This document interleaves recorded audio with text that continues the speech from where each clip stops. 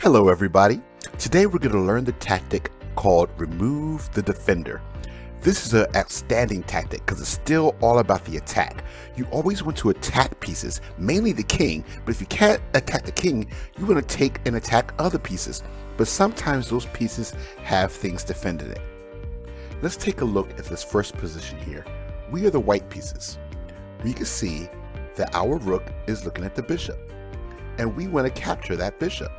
But if we were to capture that bishop, the knight would take our rook. So the knight is defending the bishop. Let's figure out how we can make this knight move away so we can capture the bishop. So we will need to remove the bishop's defender, which is the knight. So by attacking the knight first, the knight has to flee and run away. And now we are free to capture the bishop. We just removed the knight defender for the bishop. Let's look at another position as you can do this for even getting checkmate. Remember, the goal is all about the attack, but before you attack, you have to make sure your attacks are safe or that you have a good follow-up.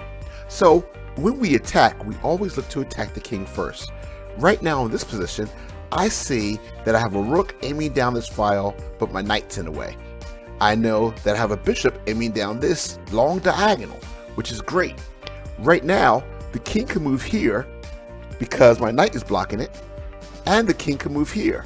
But besides that, it cannot move anywhere. So we see if we move our knight here, this will actually be a checkmate. It will open up the squares for our rook, the king would be in check by the knight, and the bishop still covers the long diagonal. But the problem is, the queen is here to take our knight with check. How can we remove the queen as a defender? Sometimes removing the defender to win the game requires a sacrifice of great cost. So we have to take the rook, and now the king is in check and he has no place safe for him to go because the queen and the bishop are taking away all those spots.